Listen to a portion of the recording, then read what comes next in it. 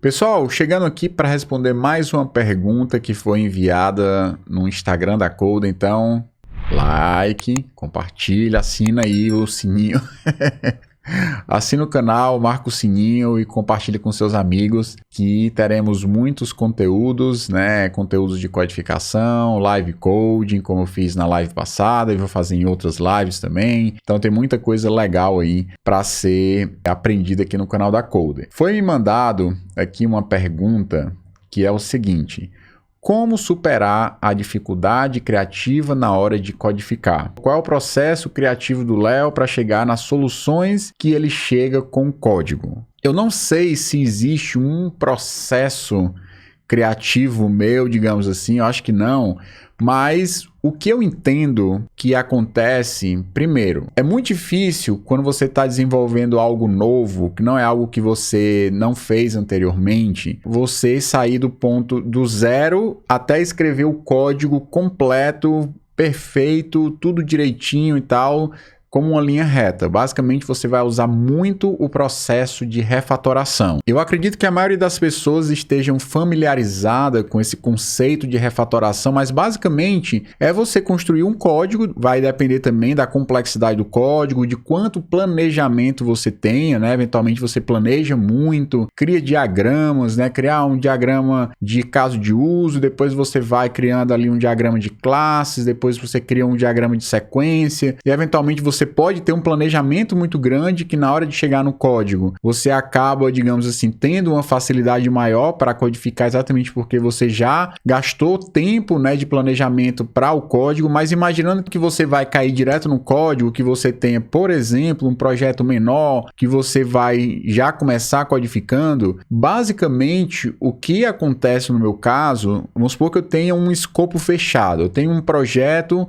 que vai ser o projeto final de um curso que eu gravei. Então, eu quero fazer uma aplicação financeira, que eu estou fazendo agora, inclusive, né, a nova versão aí para atualizar o código e tal. Estou pegando uma aplicação financeira que vai cadastrar as despesas, as receitas, vai ter uma funcionalidade que vai pegar o, digamos assim, um total de quanto o usuário gastou e vai criar um sumário, né, um valor, por exemplo, um overview das finanças, coisas do tipo. Então, é um projeto pequeno, é um projeto que não demanda, digamos assim, um planejamento extenso, porque é um projeto que tem um escopo fechado. Daí o fato de que começar um projeto desse, sem necessariamente você saber exatamente onde tudo vai ficar, com certeza é mais fácil. Se você já fez esse projeto anteriormente, mais fácil ainda. Se você está começando a fazer pela primeira vez um projeto, eu acredito que você terá sim uma dificuldade. Eu não confiaria na minha própria criatividade se eu estou fazendo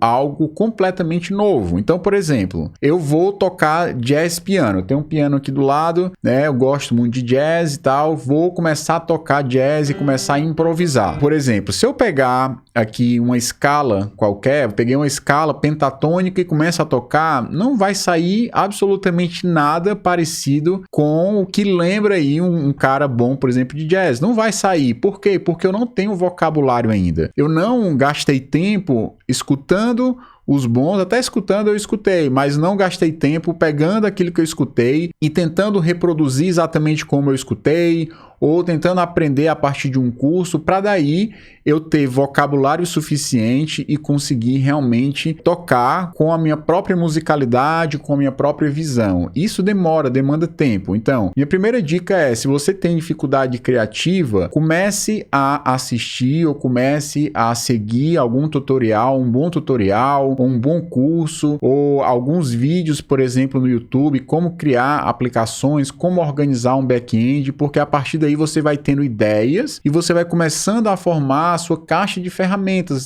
Quando eu penso, por exemplo, numa aplicação back-end, eu penso logo na minha cabeça, vem Node, vem Express, vem, por exemplo, arquiteturas limpas, e aí como eu trabalho com arquiteturas limpas de uma forma, dessa forma, eu tenho essa alternativa, eu tenho uma arquitetura limpa focada em ports and adapters, eu tenho uma arquitetura limpa focada aqui em outro modelo arquitetural, eu tenho arquiteturas em camadas, tudo isso diz respeito à organização. E quando você começa a ter essas boas referências de como organizar o seu código, muito mais facilmente você terá menos problemas criativos, até porque você não está necessariamente criando algo do absoluto zero, você está se baseando em conhecimento prévio de outras pessoas, entendendo como essas pessoas propuseram esses modelos, seja modelos de paradigma, modelos de uma solução arquitetural ou de uma solução para um problema, como é um padrão de projeto, você conhecendo essas coisas e a partir daí você começa a ter mais facilidade. Eu entendo também que a codificação é como se você estivesse modelando uma argila. Então você vai modelando e você vai refatorando, ajustando de acordo com o resultado que vai saindo. Cara, ficou muito confuso esse algoritmo, o nome da função está completamente fora do que realmente a função faz. Será que não tem muita responsabilidade aqui nesse código? Ah, esse código está fazendo aqui 5 ou 6 coisas e poderia fazer bem menos. Eu posso quebrar isso em funcionalidades, em funções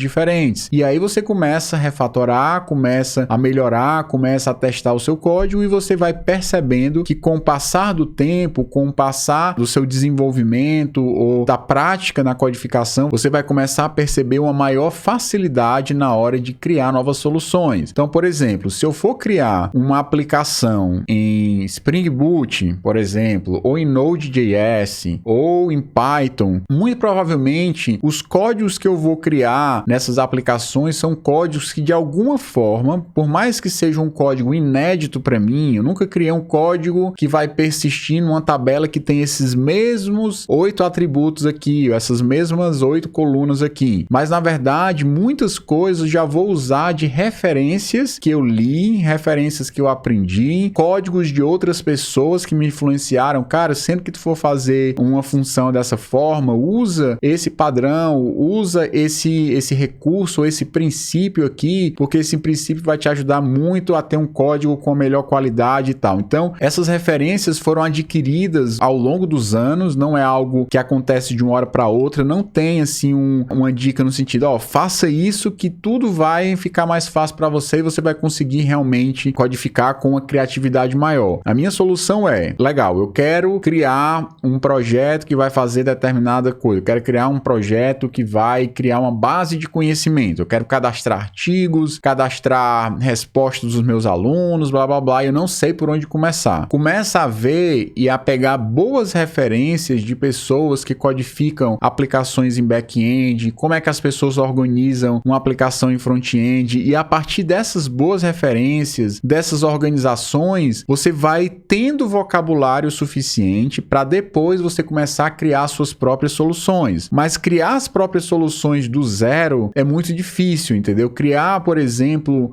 uma organização que você nunca viu em canto nenhum é mais desafiador do que você pegar, por exemplo, boas referências e a partir dessas referências entender as referências, entender o código que você está lendo, entender um tutorial com calma, né, com dedicação e a partir daí, quando você tiver um entendimento, fica muito mais fácil você criar as coisas. Então eu posso dizer que comigo, no começo era muito difícil, eu tinha uma angústia muito grande em relação a como criar uma aplicação do zero. Ora, eu nunca tinha criado uma aplicação do zero. É normal que pelo fato de nunca ter criado, eu tenha dificuldade em criar aplicações do zero. A partir do momento que eu comecei a criar aplicações, comecei a ver outras pessoas criando aplicações e comecei a imitar essas pessoas e comecei a tentar usar um pouco além do que a pessoa tinha ido ou tentar fazer um improviso aqui, outro ali, sem, digamos assim, sair muito do trilho. Então no começo eu fui seguindo e depois ficou bem mais fácil eu criar minhas próprias soluções, pegar, por exemplo, um padrão de projeto e aplicar ele de uma forma bem diferente do que foi proposta, exatamente porque eu tenho outras referências e fica bem mais fácil depois de algum tempo. Então, era isso que eu queria comentar. Eu não sei se existe um processo, eu pelo menos não tenho assim,